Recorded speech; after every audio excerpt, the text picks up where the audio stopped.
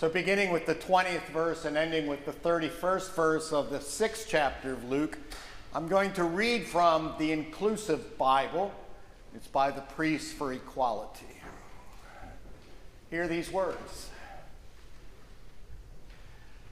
Looking at the disciples, Jesus said, "You who are poor are blessed, for the reign of God is yours. You who hunger now are blessed, for you'll be filled. You who weep now are blessed, for you'll laugh. You are blessed when people hate you, when they scorn and insult you, and spurn your name as evil because of the chosen one. On the day they do so, rejoice and be glad. Your reward will be great in heaven, for their ancestors treated the prophets in the same way. But woe to you rich, for you are now receiving your comfort in full. Woe to you who are full, for you'll go hungry. Woe to you who laugh now, for you'll weep in your grief. Woe to you when all speak well of you, for their ancestors treated the false prophets in the same way. To you who hear me, I say, love your enemies. Do good to those who hate you. Bless those who curse you, and pray for those who mistreat you. When they slap you on one cheek, turn and give them the other. When they take your coat, let them have your shirt as well. Give to all who beg from you. When someone takes what is yours, don't demand it back. Do to others what you would have them do to you." The Spirit of God has been present in the reading and hearing of these words. Thanks be to God. You may be seated.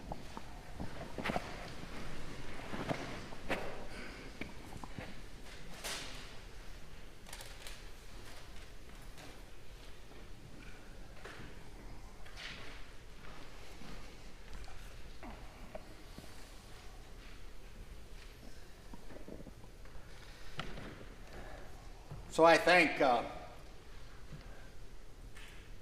Pastor Kevin Benjamin for inviting me to be present on this wonderful Sunday when we honor the saints. For being your preacher, I think I'm thankful for that. We'll see if you are. For those who don't know me, I am Reverend Dr. David Palmer, former pastor here. It's hard to believe it's 7 years retired now.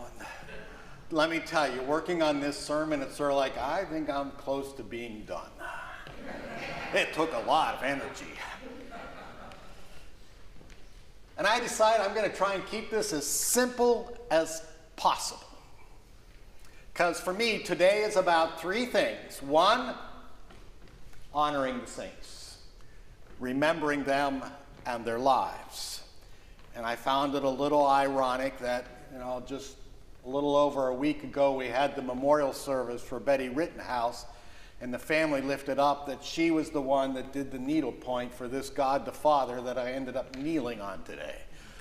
So literally, she supported me today. Secondly, as we remember the saints, we remember that we are called to live as saints today, in this moment. For what time is it, Carolee? Now. Now is the moment. It's always now is the moment for us to live as saints. And then third thing is to remember to get reconnected, regrounded in the source that provides us the means to live as saints. And that's God, Christ, and hence communion. It's a great trifecta of messages, and I can go sit down now. Last week when I was in my covenant discipleship group and I mentioned the sermon title, Living on the Edge, Dan Logan got all excited. He said Aerosmith, and it's like, what? He said they've got a great song. And it goes like this, the opening. there's something wrong with the world today. I don't know what it is. Something's wrong with our eyes. We're seeing things in a different way. And God knows it ain't his. It sure ain't no surprise, yeah. Well, this month, the world sure is having some struggles. And so are we as a country, so are people all around the world struggling. And we look out and we don't see a world that sure looks like God at all. And it made me realize that Jesus was facing the same thing in his time. There are moments when I feel like a worship service should be about 4 hours long, so that we could start at the beginning of this chapter and go all the way through the end, because it's really a marvelous sort of section of Luke's gospel. But at the very beginning, Jesus has run into problems with the way his world is working. Namely, the religious leaders don't like him. You know, twice on a Sabbath, they confront him with things that are happening wrong, whether it's disciples or Jesus himself. And he kind of does this great sort of marvelous, well, let me tell you about da-da-da-da-da-da. And he really gives it to them. And after the second one, the gospel says they go off to figure out what they can do about him. Jesus sees this very clearly. The way the world lives is not God's way. There's something wrong in the world in Jesus' time, and there's something wrong with the world today. So Jesus, in this passage, after praying in the mountain, comes down to the level plain in Luke's gospel, the Sermon on the Plain, and he gives them some words. He's trying to open their eyes to ways they can live. Now, you already know my first point. There are blessings and there are woes. But they are a list of opposites. You know, you're hungry or you're full, you're poor or you're rich, people hate you or people like you. And I realize he's really trying to get us to sort of take a reading of our own lives. Where are we on this continuum between the blessed and the woeful? Because he wants us to sort of wake up and hold ourselves accountable for the choices and the decisions we make, so that our decisions might be aligned with God's way, might be aligned with the way that Jesus himself is living into the world. To wake up. Because as Elizabeth Lesser said, what will matter is the good we did, not the good we expected others to do. Jesus understands this. He's looking for each one of those people out there and each one of us here to be in the act of evaluating and making good decisions so that we can do good into the world. And then we get the marvelous lift of some specific directions. You know, love your enemies, do good those who hate you, bless those who curse you, pray for those who mistreat you. Oh, those are really easy things, right? Yeah. Give to all who beg from you. Do to others what you would have them do to you. So he's trying to get into the nitty-gritty to give us some concrete handles so that we can evaluate our decisions on how we're going to live. John Wesley did the same thing. It's why I'm in a covenant discipleship group, so that weekly we look at our lives and report to someone else how we're doing making those choices. Because as Jane Goodall said, what you do makes a difference.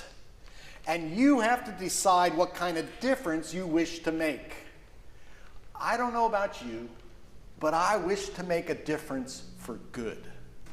A difference that helps bring healing, a difference that helps bring people together, a difference that celebrates diversity and the richness that it gives to our own lives. But I know it's not easy. And I know I don't do it well every day. Just ask Carol Lee. Maybe not.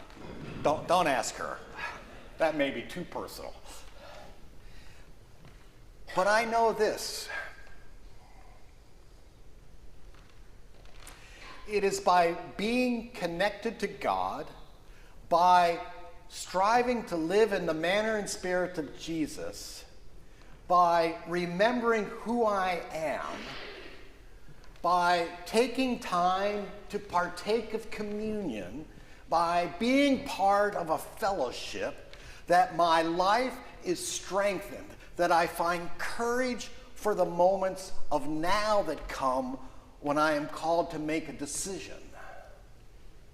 It's my faith that keeps me strong, keeps me going, keeps me believing, yes, even with the way the world is today, it can get better. And it starts with me. It starts with each one of us. And so as the woman L.R. Noce said, and I love it, she started a group called Little Hearts Gentle Parenting Resources. She said, love intentionally, extravagantly, unconditionally. The broken world waits in darkness for the light that is you. That comes from a place of faith.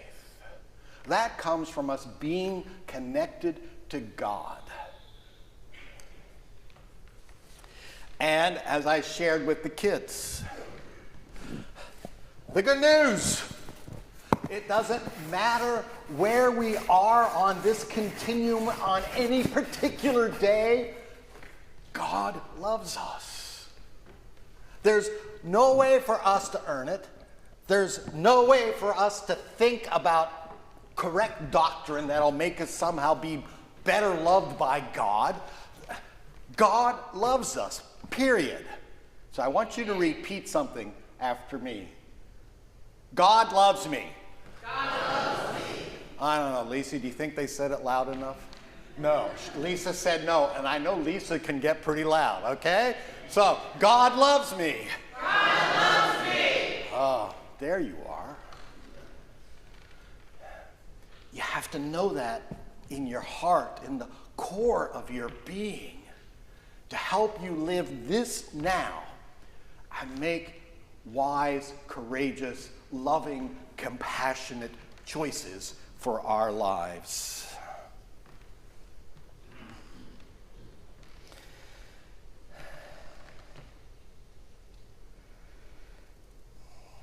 And when we do that,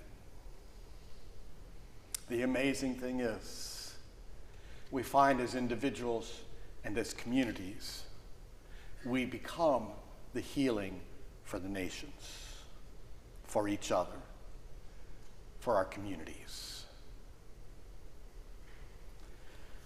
So I invite you to stand and sing the last verse of 428 for the healing of the nations.